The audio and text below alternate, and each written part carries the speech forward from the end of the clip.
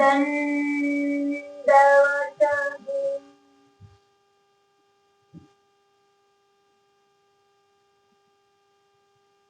सर्वज्ञाचा निघाले. रस्त्यामध्ये दादोस विचारतात, मला आता कुठे भेटणार?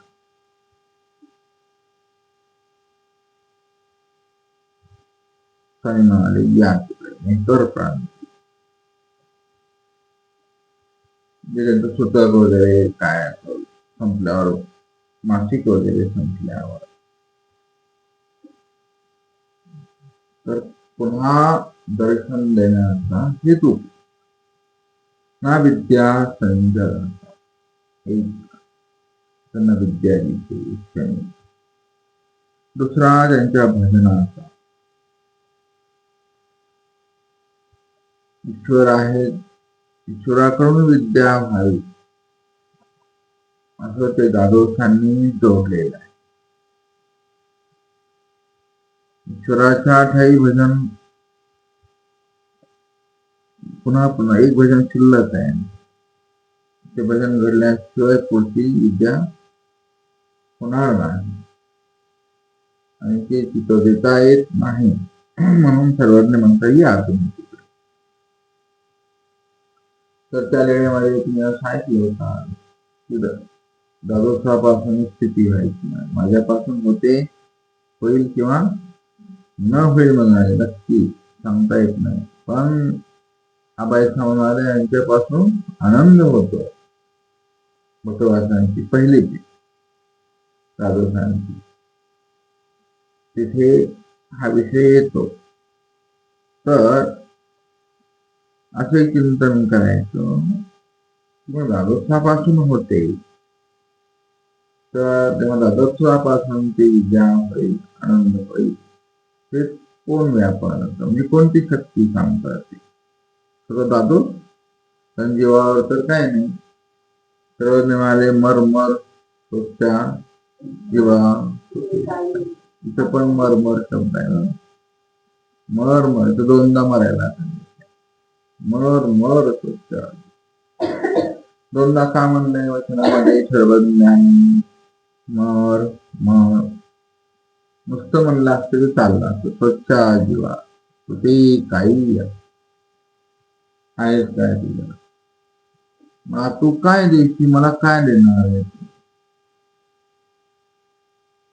बोध स्वामींपासून होतो नाही, स्वामींकडे किल्ले आहेत ते सगळ्या, बस आपले कुलप मोठे करून ठेवले देवाने, आपल्याला मोठेपणा दिलाय, अधिकरण ते आधी करून, या स्वामींचं मोठेपण. पण पुढे सांगितलं परमेश्वरच, नाही का नाही, म्हणजे त्या विशिष्ट बुद्धीला चान्स नाही, पण सध्या विशिष्ट बुद्धीचा पोरखेळ चालला आहे की नाही. प्रत्येकाची विशिष्ट बुद्धी आहे, आणि मग या सगळ्या बरोबर पुढच्या क्रिया व्यर्थ जातात त्या बुद्धीमुळे. पलीकडे काहीतरी वेगवेगळे पात्र आहेत, आहे की नाही, तसं ते जाणवून देत नाही, अविद्या दोष. तर सर्वज्ञांपासून, त्यांच्यापासून होताना मग कोण व्यापार म्हणाले? ब्रह्मांडस्था, ती ब्रह्मांडस्था विद्या आली. आता विद्या कशी देतात, संक्रमण कसं करतात, देवता अनेक आणि काही काही हे सगळं वचन तुम्हाला पाठ आहेत असं समजून पुढे जाऊ देतात. तर ते लेपांत उपमत यथा चैतन्य विद्यावंतापासून होत. उदाहरण दिलं त्यांनी, सर्वज्ञ का नाही, ओळखीपासून का नाही झाली, विद्या व्हायला काय अर्थ नाही, कारण स्वामी दैवरातीतली विद्या आहे ना, म्हणजे म्हणतात ओळखीपासून काय अर्थ नाही, त्या देवतेची ओळखणी पण देईल ना. नातेही प्रवृत्ती वशे, प्रवृत्ती वशे ते होऊ शकतं, पण त्याची प्रवृत्ती धारण करते.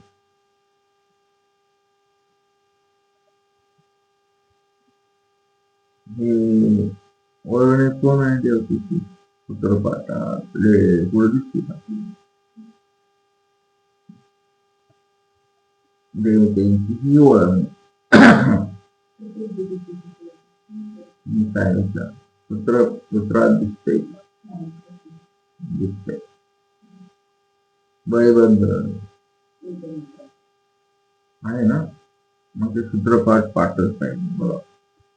आणि त्या वचनात हे वचन हा वचनार्थ जाऊन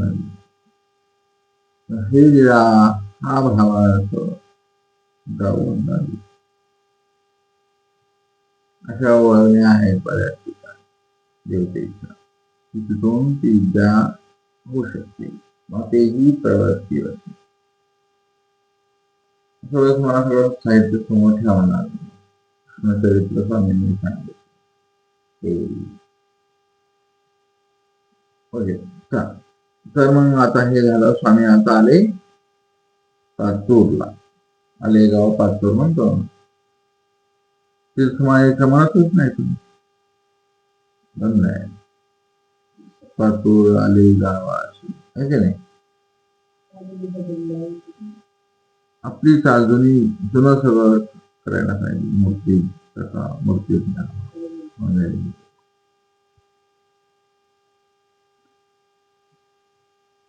त्याच्यामध्ये विशिष्ट शब्द आहे. तिथं पाचूर शब्द येतो. पाचूरला आले आता तर म्हणाले तिथं तो अंतर होता.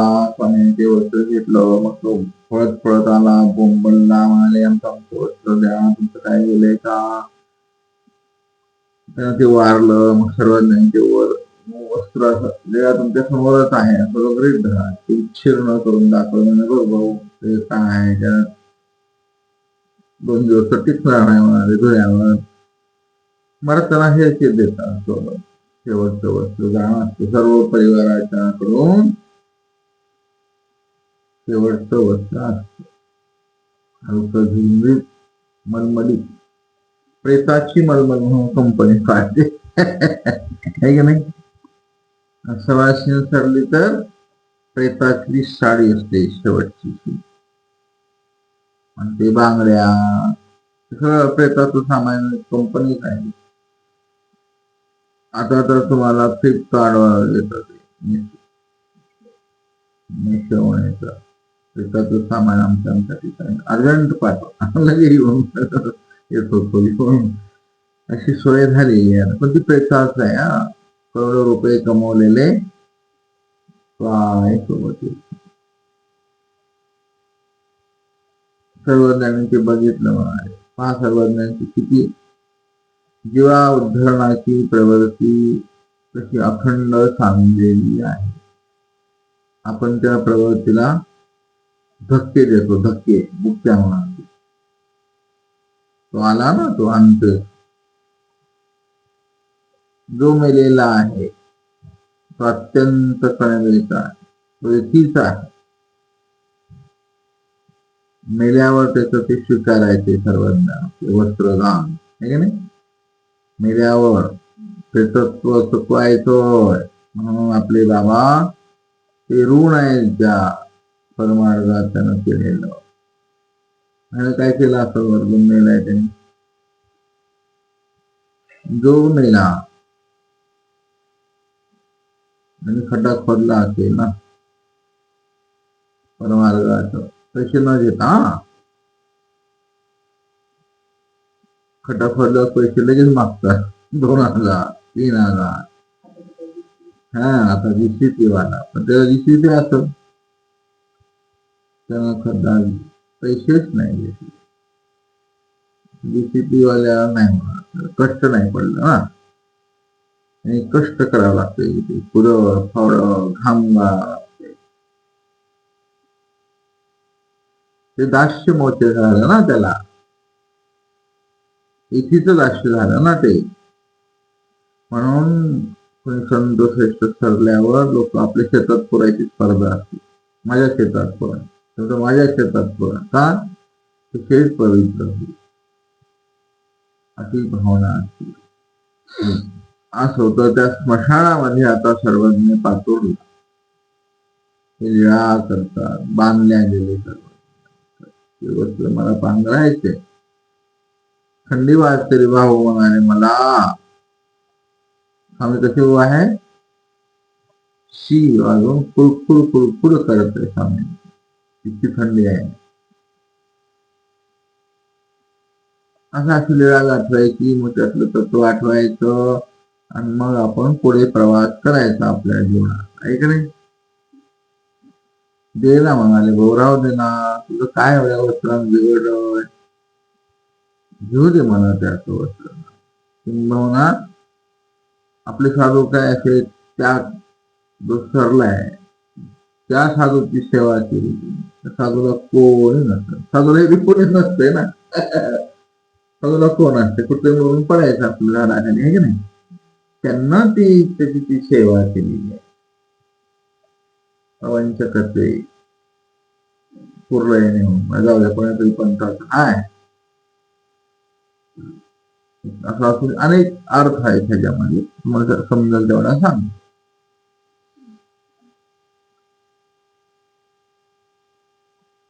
केली क्रिया वयानवते, या वचनाचे न्याय सर्वांनी बांधले. म्हणजे अरे भाऊ तुले सेवा केलेले माझ्या सांग, ठीक आहे. अशा अनेक कंगोऱ्या असतात एका लेणीला आठवायची. मी तुझं आता वस्त्रदान घेणार, तुझा प्रेत देहापासून मुक्त करणार.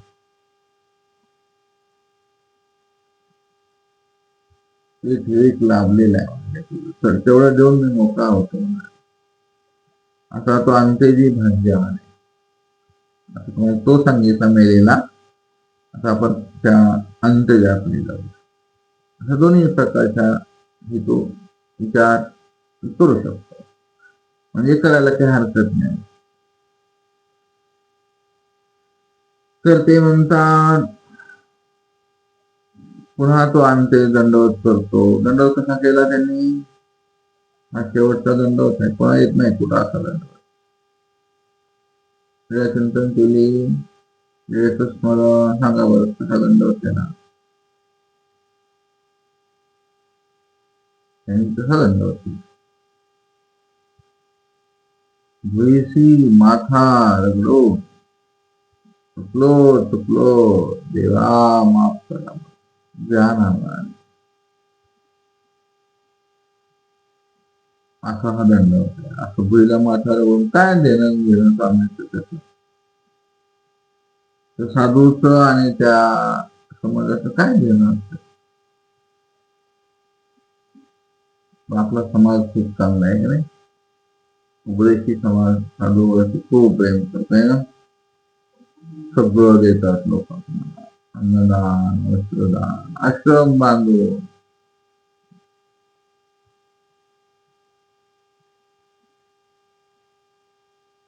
किती मोठे पण आहे ना आपला धर्म. साधू बिचारे आले की जेव्हा बसा, आणि हे विपरीत घ्यायचं ते म्हणतात साधू लोकांना काय कमी आहे, त्याला काही द्यायचं नसतं ना, तू दुसरीकडे कसा देतो. इथे काय कमी आहे, दोषदर्शी असतात, हे विपरीताचे असतात.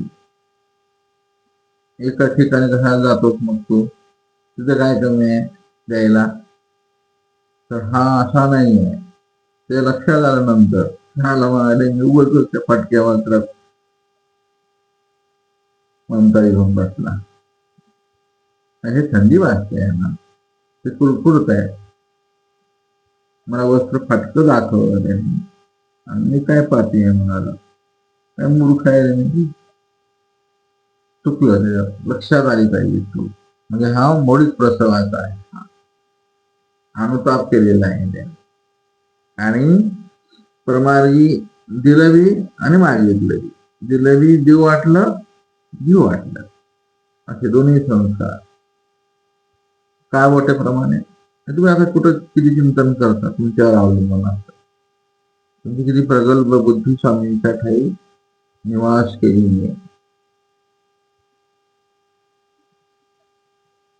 आपला विषय काय होतो माहिती आहे,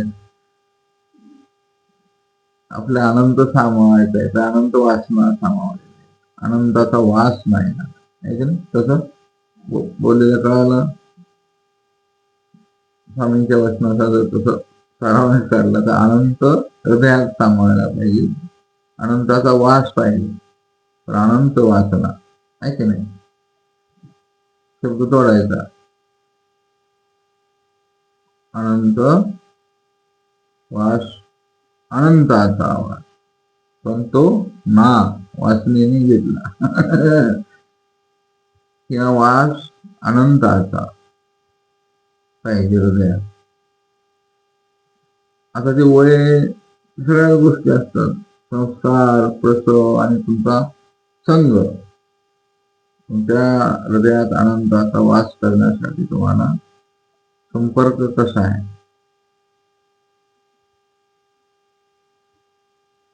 त्याच्या हृदयात अनंताचा वास लगेच निर्माण झाला. अरे म्हणाले चुकलं चुकलं चुकलं, हे चुकलं म्हणाले. दररोज 10 प्रेत येतात म्हणाले माझ्या स्मशानात. काय घेऊन बसलाय मी फाटकं दुखणं. अहो चुकलं म्हणाले स्वामी, घ्या घ्या घ्या घ्या, घे घेऊन. आता स्वामींना खंत म्हणावा नाही घ्यायचं. गोष्ट आहे स्वीकार न स्वीकारता प्रवृत्तीभंग झाला. तर म्हणाले अगोदर घ्यावयाचा हेतू काय. ना शीताचा थंडी वाजते आणि तो अंत्येजाचा अधिकार आहे त्याच्यावर. क्रिया बदलली, इथे बदलला, समजेल तेवढं सांगतो. अंत्येजानं पुण्यातील साधूवर झोपडी खाली, झाडाखाली झोपलेल्या साधूवर वस्त्र टाकलेलं आहे. थंडी वाजत असेल त्याला, काय म्हणतात हो का, बर तू दिले ना थोडस काहीतरी, ठीक आहे मग मी आता तुझं वस्त्र घेतो. अशा अनेक हेतून तरी यायचं. त्याला अंत्यजाचं प्रेतत्व चुकवायचे. बसलाय ना प्रेतात, म्हणता कस काय चुकेल ना, सत्ता त्याची. मशाला गेली सत्ता चेंज होते. वस्त्रावर सत्ता कोणाची आहे, 2 व्यक्तीची आहे तिथे, तर त्या अंत्यजाची आणि एक मेलेल्याची. आता आपण अंत्यजाच्या बाजूने विचार करतो. सत्ता मिळेल्याची प्रमुख सत्ता, ती सत्ता ट्रान्सफर झाली आता तिथे गेल्यावर. स्वामींच्या तिथे असं आहे ना, हरपाळ्या सत्तांतर स्मशानात प्रेत आहे की नाही. स्वामीचे कपडे खाऊन टाकले झाले. तर म्हणाले हे आता एकाच पदार्थावर दोघांची सत्ता झालेली का, तयाचा पदार्थ म्हणून. तर मग प्रवृत्ती बनली. मग घेतल्याला काय झालं असतं सर्वज्ञानी, तर त्या प्रेतत्वाची दुःख काढली. म्हणून स्वामींनी काय केलं, आपल्या डाव्या श्रीचरणाच्या अंगठ्यांचे उचलले, हातावर घेतले आहे की नाही. त्याच वेळी ते प्रेतत्व संपलं, उकललंय. त्या वस्त्रामध्ये त्याचं प्रेतत्व आहे. आता आणखीन काय पुढे आहे का नाही.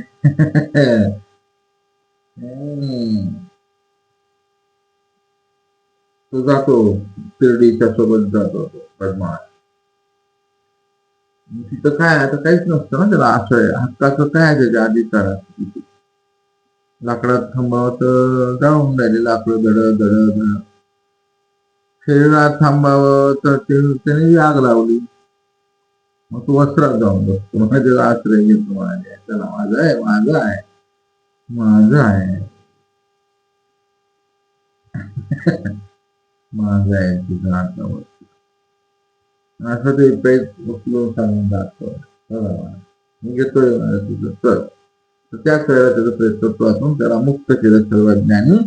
असा एक अर्थ इथून आपण घेऊ शकतो. आणि पुढेच्या अंतर्जात प्रेतत्व स्वामींना तिथून त्याला काढायचे तोही हेतू आहे. तर पर्णगडे आणि ते जाता घडला नाही, याचा घडला. पहिल्या झटक्यात जर तोही म्हणला असता तर एका वेळेस 2 पक्षी मारले असते सर्वांनी, खटाखट. असा आहे मुलीला अनंत. कसं आहे ते?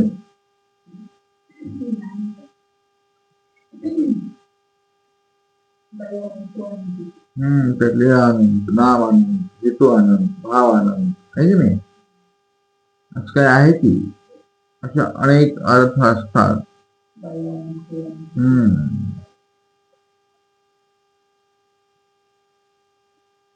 आणि तुम्ही ते अनंत परमेश्वराचे उपासक आहात. तुम्ही पण अनंत आहे की नाही? म्हणजे तोच अनंत आहे का ना, त्याचा उपासक ही अनंत आहे. का म्हणाले ना भिक्षू दयाची ओसरी जायचे, दयाची थोरी कुणालाच नाही ब्रह्मांडात, म्हणून तो आनंद. सगळंच आनंद आहे माहित ना. म्हणून अनंताचं साधन सुद्धा अनंत असतं. म्हणून अनंत तो महावाक्यात सांगितले ना. हे अनंत हाच आहे काय? परब्रह्म परमेश्वरच अनंत आहे काय ना म्हणाले. व्यक्तच अनंत आहे काय ना, त्याचे नाम अनंत. तुमचं नाव काय म्हणाले? म्हणून आम्हाला अनंत अनंत. अभय समाज काय म्हणता म्हणाले? म्हणजे म्हणाले म्हणत असतो अनंत अनंत म्हणाले, अनंत तो अनंत असं जाऊ. तर असा हा परमेश्वर अनेक भावनेने केलेला असतात, पण ती घडलं नाही, त्याचा भाव भंगला, म्हणून ते न घडे घडलंच नाही. म्हणून ही तुम्हाला चिंतनासाठी आचारपर आहे, विचारपर आहे. दोन्ही हेतू आहे सर्वज्ञानाचा. सर्वज्ञ आता पुढे प्रवासाला निघाले. मग मार्गी आलेगावहून पुढे जाताना ते सांगतात, मार्गीने सुद्धा संबंध दिला, वस्तूचा विकास नाही झाला, ईश्वर आसन मात्र झालं, मायेचा संबंध झाला, कृपा अल्पसंबंधाने दिली, थोडीशी दिली, नाही दिली तर नाही. माया मात्र मायेचा संबंध असतो. प्रत्येक ठिकाणी परमेश्वराचा संबंध झाल्यावर कृपेनं बसावं, असा दंडक नाही, पण मायानं बसावं लागतं आहे की नाही?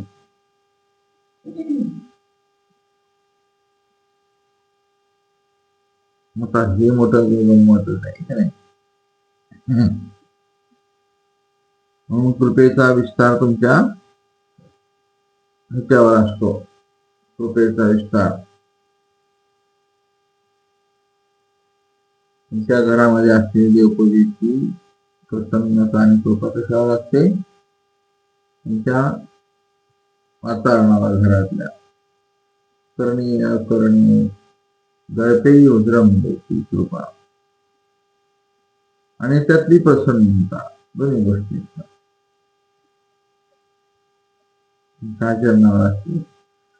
तुम्ही विषय ठेवला आणि विकल्पाला शरण गेले, ते काय पदार्थ तर चांगले लागत नाही. गेले घरात मठात उदार दिसतात, विषय पाहिजे तुम्ही. असा अनुभव लागतो. तुमच्याकडे सेन्सार पाहिजे बरं, त्या दृष्ट्यात तुमच्या मूर्खपणाने काही करायचं नाही, आपण सत्य म्हणजे सेन्सार ऍक्टिव्हेट असतात सतत. तिथे काही गेले तुम्हाला समजतं की काही आनंद नाही, त्या गल्लीत गेले समजतं की हे नको आहे. तुम्ही आता भिक्षाच मागत नाही, पण तुम्हाला आलेला पदार्थ सेन्सर ऍक्टिव्हेट असतात. लगेच ट्रॅव सांगायचं मला पोट दुखतंय, जायचं दुसऱ्या घरी जायचं, दुसऱ्या यजमानाच्या घरी जावं, ऐक नाही. श्रीमंताच्या घरीच कशाला जायचे? म्हणजे कुठं सांगितले? श्रीमंताच्या घरी नव्हता नाही.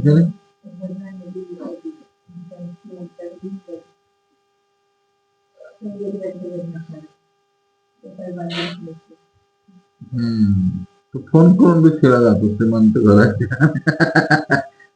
विभंग खंत आली विषय.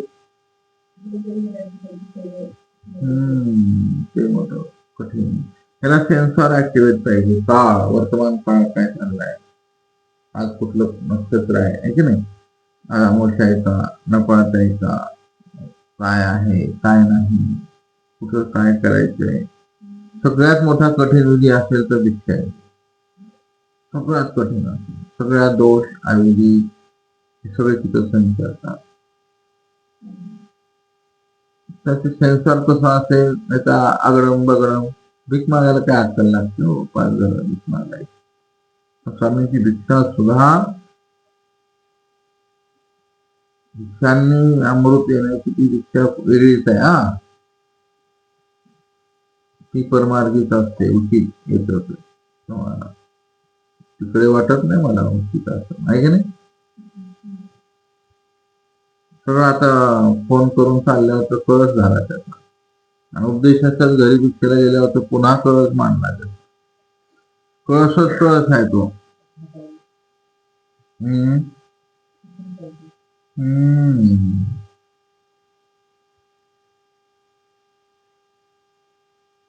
मोठ्या मोठ्या शहरांनी जाऊन तर तिथे आणखीन कळसच आहे.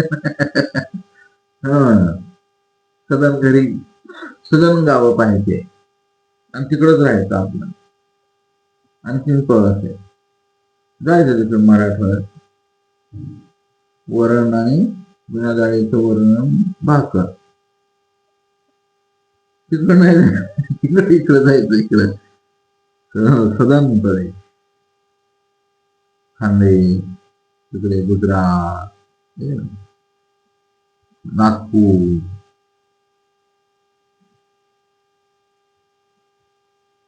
उद्देश आहे तोच, अटनादिक्रमे. चालू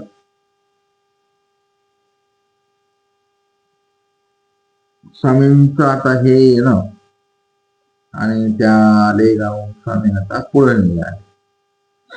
ते कृपे येऊन चाललं होतं.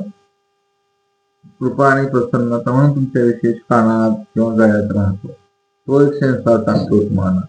अरे हे अविधित चाललं असतो, ते संसार झालेले आहे, इथे विचार भरलेला आहे, इथे विकल्प आहे, इथे हे घर अनाधिकाराचं आहे, इथं नाही घ्यायचं, या घरात आज आता मांस आलेला आहे, रात्री ह्याने मांस केलेला आहे, रात्री ह्यानं जादूटोना केलेला आहे, ह्यानं रात्री बायकोला मारून झोपला आहे, की तुम्हाला ते लगेच समजतं सेन्सॉर असतात ते. पण तुम्ही कसे ऍक्टिव्हेट पाहिजे. तुम्ही विधीवर असलं तर विधात्याचं साम्राज्य तुमचे सेन्सॉर ऍक्टिव्हेट असते. त्याच्या बाईला काटाच मोडला तर लगे घोडा नाही की नाही. काटा मोडायला लावला सर्वज्ञानी, पुढा त्यावेळी तिथे अशी गाणी घेतो असतात. आपल्याला काही झालं ना, झालं म्हणून स्वामींना दोष नाही द्यायचा. पुढं मरण असेल, अलीकडे स्वामींनी काटा मोडून थांबवलं तर मग म्हणाले कसं करावं आता, इथं बाई माणूस, मग घोडं पाठव. घोड्यानं सोडलं. आता विमान पाठवतील, एखाद्याची गाडी पाठवतील स्वामी सांगतील. त्यावेळेला घोडं होतं, मग घोडं पाठवलं. आता गाडीत बसता. हा म्हणतो नाही नाही, मग नाही. स्वामींनी कुठं सांगितलं, अरे तेच आहे प्रकार.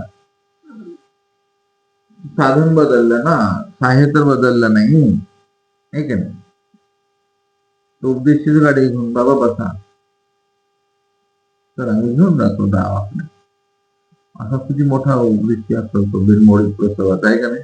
असं कोणी म्हणतं का बिनओळखीच्या साधूला. आहे की नाही. तसा काय बदलतो नाही, कोणाचा किती इम्पॅक्ट आहे ना. त्याला सेन्सर ऍक्टिव्हेट होईल, त्याला दोष समजा, त्याच्यात घासून जाणार, तिथं मळून जाणार. गाडी रिकामी असली तरी तो कट मारून दाखवतो. आमचा अनुभव सांगतो आम्ही. आज 68 वर्ष झाला आणि पायीच फिरतो मुद्दा.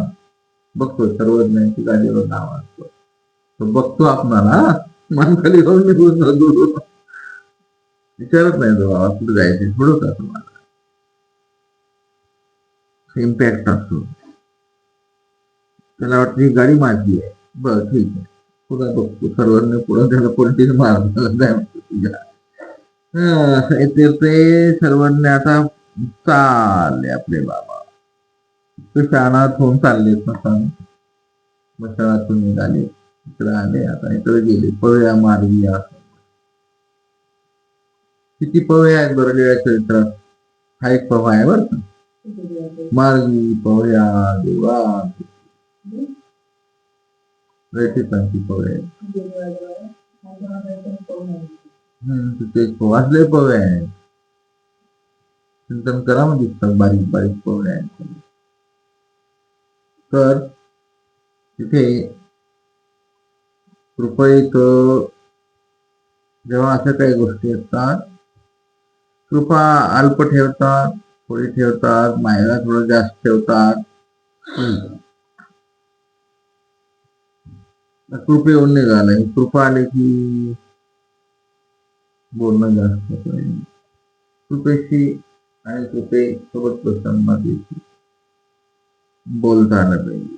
आणि ती तुमच्या मठातली कृपा आणि प्रसन्नता विशेषातली भंग नाही होईल याची काळजी घ्यावी लागते. मोठवासांनी या विषयावरती चांगलं निरूपण केलं आहे का नाही, होतीच काळामध्ये छान निरूपण केलं, टीकेमध्ये छान निरूपण.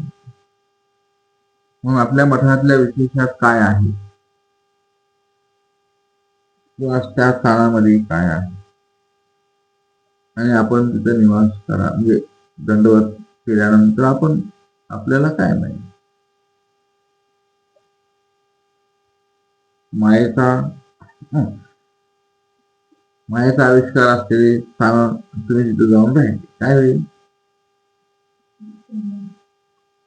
माया देईल ना तुम्हाला काय असेल स्मरणाचं फळ वगैरे वगैरे, कीर्ती कथनाप्रमाणे त्या स्थानाला म्हणाले ती तीच आहे ना, कृपेचं स्थान शोधावं लागेल ना. असा विषय घेऊन आहे. मग पुढे चालूया कृपा सांगितले तर तिथे अल्पकृपा, स्वल्पकृपा, कृपा, अतिकृपा. कृपेचा अति उत्तम म्हणतात त्याला. त्या स्थानाच्या ठाई असतो, विशेषाच्या ठाई असतो. म्हणून बहुत विशेष नमस्कारावे, बहुत स्थाने नमस्कारावी, बहुत भिक्षुका भेटावे, हे की नाही, बहुधा नामधारका भेटावे, बहुत शास्त्रार्थ असावे आणि एक वेळेला मरावे. चला पुढे जाऊ. एक राहिला आता, पुढे सांगू आता उद्या.